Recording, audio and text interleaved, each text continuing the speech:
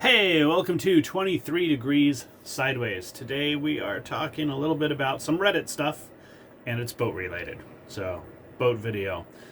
Excuse the weird sound in the background. You can probably hear it. There's a fan running.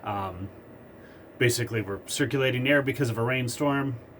It's got to be on, so that's it. I don't know how to filter it out without doing something weird with the camera. So, this guy posts, right, on Reddit, and it's liveaboard stuff. And it's the title is Thoughts About Living Aboard on a Budget, Potentially Without Working. That's the title of the post. And then the next thing is, curious to know your thoughts about the topic above. I have some people in mind, like video. He references a video, YouTube video. It's a 1-hour video. So I'm supposed to watch this video, spend an hour, and then talk to him about the topic above. And that's basically it. Later on, he adds, if you had two options, live aboard on a budget without a steady income, or work part-time online while living aboard, which one of these would you choose? So the question is kind of, that second question is kind of nonsense, all right? And I'll get to that. The first question is the one he's not asking, which is how much of my goal, plan, idea, vibe, dream of living aboard, cruising on a boat, whatever, should be based on YouTube videos. Because that's the question he's actually asking. He's not saying, hey, I really, really want to get on the water. I have health reasons, or I have vibe reasons, or I have, whatever set of reasons. None of that is there. The question he's asking is about the video. What do you think about these videos that I'm watching? And that's not really a fair question. It's not a valid question for himself. It's not an internal question, it's an external question. There has to be something that you actually want to do or want to escape or feel comfortable with. There has to be something. If it's the universe pushing you and watching videos is what got you pushed, that's fine. But the videos aren't the living aboard. They're not the decision. They're not the... You don't live aboard a boat to duplicate the girl in a bikini who is spending 5 years doing fiberglass and mechanical work on her boat so she can go sail around the world, because we all know that bikinis are OSHA approved safety wear for when you're doing fiberglass work and grinding and painting on a boat. Yeah, it sells videos, but dude, get past the bikinis, all right? You need to have something going on. Like what's your dream? What's your shift? What's your impulse? Okay? I don't really have the same type of dream as most people, like where I'm like, I gotta do this. But I do have an impulse. Like there's an impulse from the universe. The universe sets up a path and it just goes and it flows and it's really easy, but it doesn't come from YouTube. Okay? It's not from YouTube. So that's number one. That's it. That's actually the question he's asking. In like a weird subtext, because there's no meat to the question. He kind of makes up something that doesn't make sense later on, but the question is, hey, I want to know your thoughts about living aboard on a budget, potentially without working, in reference to YouTube videos, which is not in reference to my desires, my dreams, my anything. So the answer to that is get off YouTube, get on a boat. Simple answer. Get off YouTube, get on a boat. But the second question, if you have two options, live aboard on a budget without a steady income or work part-time online while living aboard, well, it's a false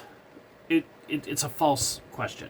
Okay, it's a way to justify linking YouTube videos to a subreddit where you're not supposed to promote and advertise stuff. I get that, but the question doesn't make sense. The question isn't like, okay, you're gonna live aboard on a budget. No matter what you do, you're gonna have a budget. If you make $12,000 a month, you're still going to have a budget. If you make $1,500 a month, you're still going to have a budget.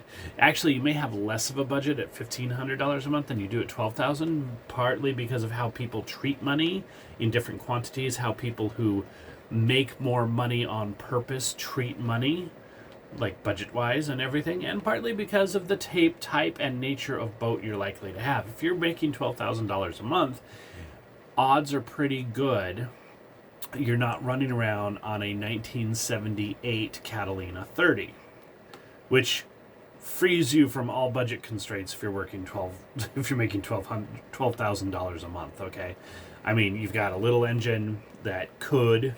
You've got the little engine that could. You've got a sail rig that's easy to replace with used or whatever.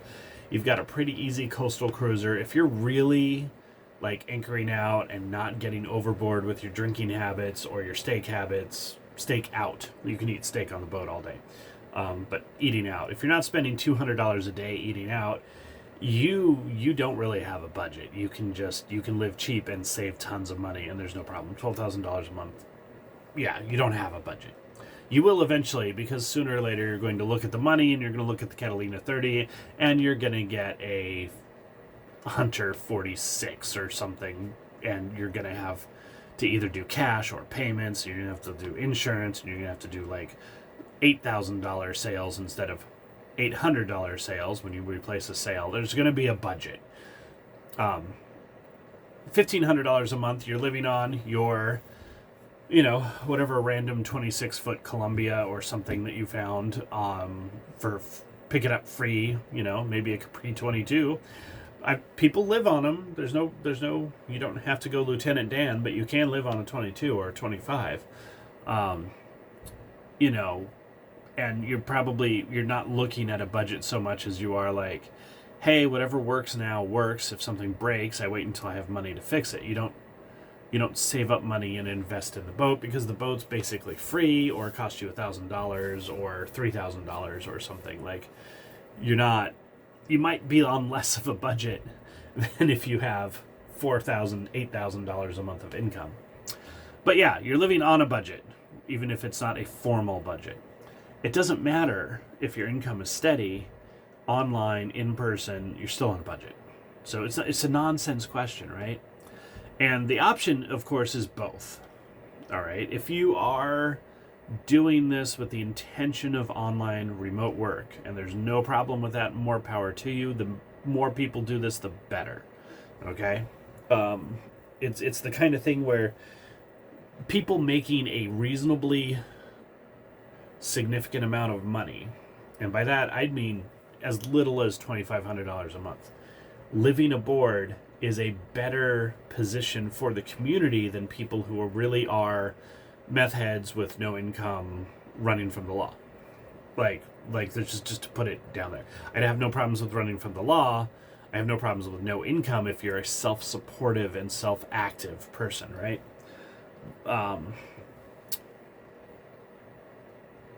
But obviously the meth head thing doesn't last very long on a boat. So the online work thing really helps the community because it's a lot more people who can do things like handle, the marina set up a new rule where you have to leave the dock once a month and go cruise around for the day just to prove your boat works. Fine, you can afford to do that. You're working online, you're working part-time online, but you can make sure that your engine runs. You can handle it. You can even hire crew for a day. Like you have some income, right? And your costs are relatively low. That's part of the point. For a lot of people living aboard, you can deal with paint, buffing, prettifying your boat. You can deal with a plumbing leak. You don't have to hide a black water tank leak and sneak pump overboard at midnight or whatever people do. You can. It's a better. You've got more stuff that you can do to keep things running on your boat, like more money stuff. So it's pretty cool. Nothing wrong with online work. Online work is fantastic. But if you work part-time online while living aboard, say you're working 20, 25 hours a week, it's a great lifestyle. There's no reason for you not to have a budget, obviously. but there's also no reason to not have an unsteady additional income. Remember, the first part of the question was without a steady income. If you're working online, there's no reason not to take pickup jobs. Someone needs some help buffing out a boat for sale. You're like, yep, I will help you run a buffer for a day. Just, buy me lunch and a couple beers at the yacht club and give me $50. It's a 4-hour day. Just run the buffer. It also gives you contacts. It gives you knowledge. Gives you skills. You don't have to have skills to run the buffer necessarily, but you're going to learn a few things. You're going to learn things like, oh hey, don't run it too hard in one spot, or oh hey, you have to apply wax, or whatever it is. You slow speed. These are the different things you do. Don't get it on the glass. You learn little bits, and then you get a little better, and then people call you back for a second helper job, or next time they're in the marina, or whatever. It doesn't have to be buffing. It can be anything. All right, brushing the deck, boat cleaning, just running a brush. You could be helping on mechanics. You could be helping on mechanicals because you know what an injector actually is in a diesel engine. You don't have to know much beyond that, but you know what it is. Great, righty-tighty, lefty-loosey. There's no reason not to pick up part-time jobs. Hey, there's an oyster festival this weekend. Go tend the bar. They need 16 bartenders for one day. Go be a bartender. Whatever it is.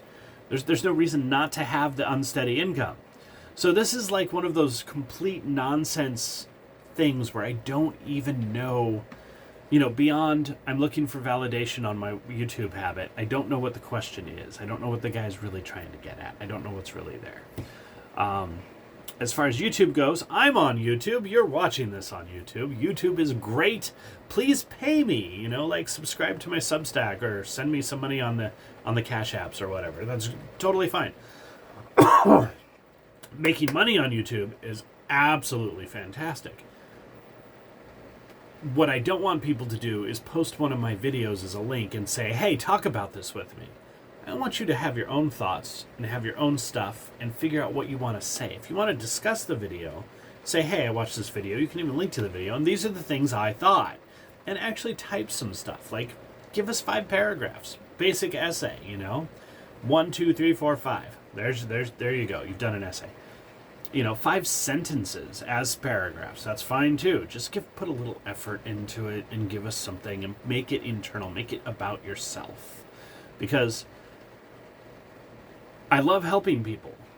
I really love helping. I love talking to people. I love boosting them up. It's if you're like, hey, I got $500 and no prospects, help me, because I found this boat and it floats and that's all I know, I will, oh man, yeah, let's get on a video call, let's talk, right? No problem.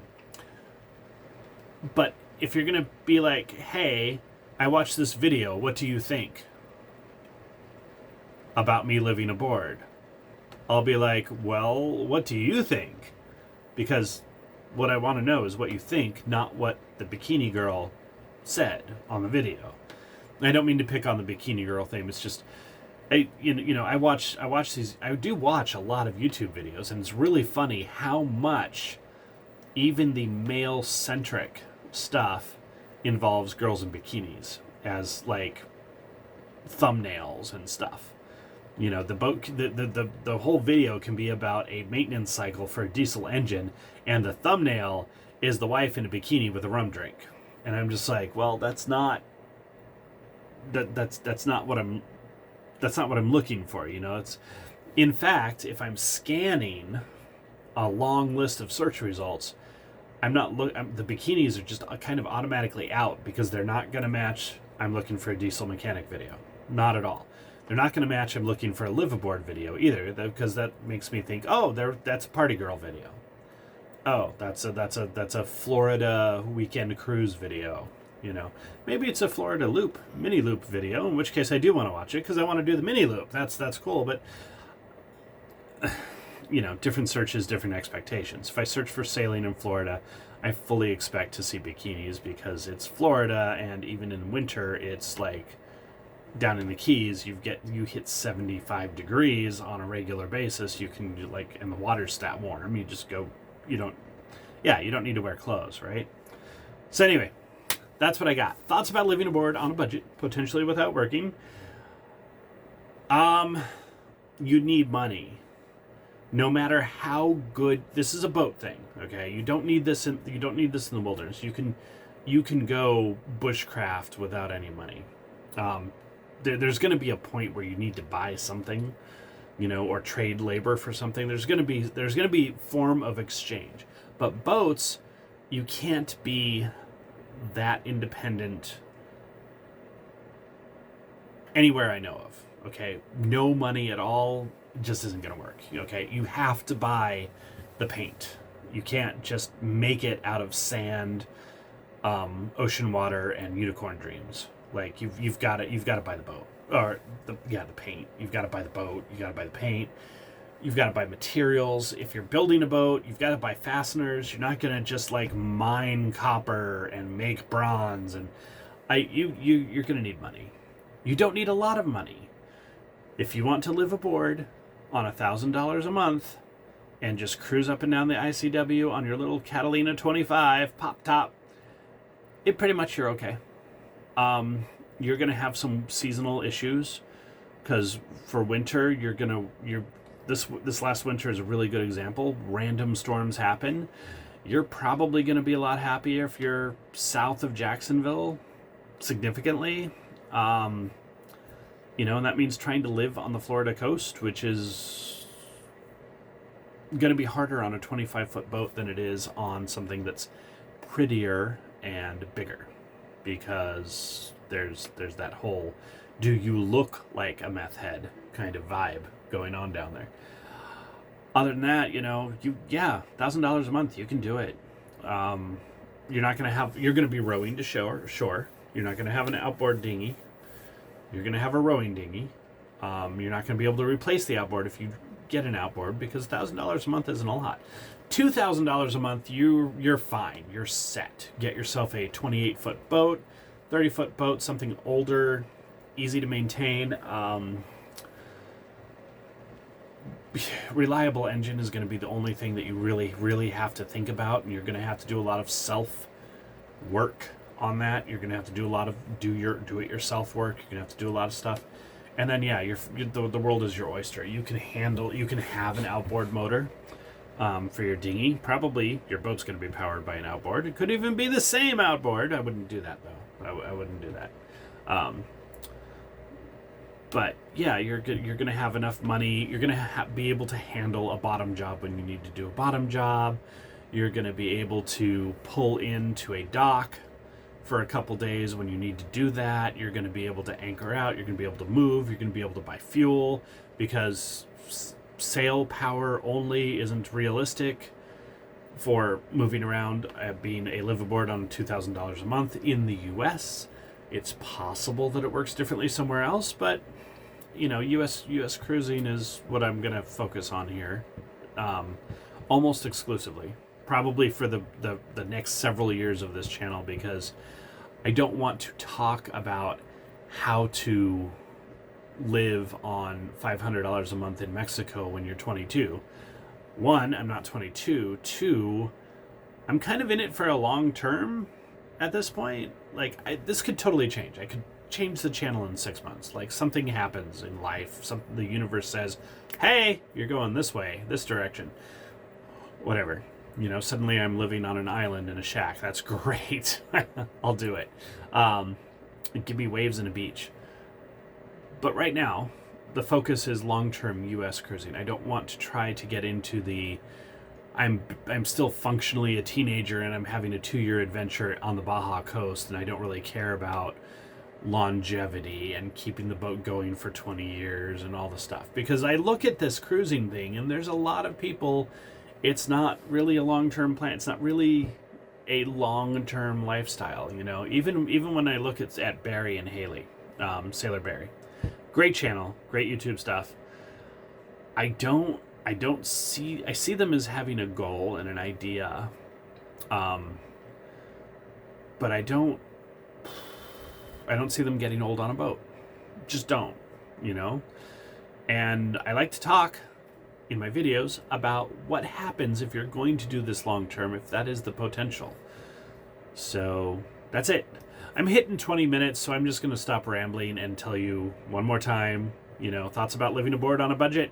If your thoughts about living aboard are solely based on YouTube without your own individual thought, you need to back up and figure out your dream.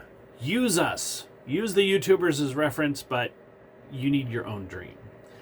And if you can make up whatever options you want. If you want to have a not steady income, that's fine. Fill the cruising kitty by working when you need to.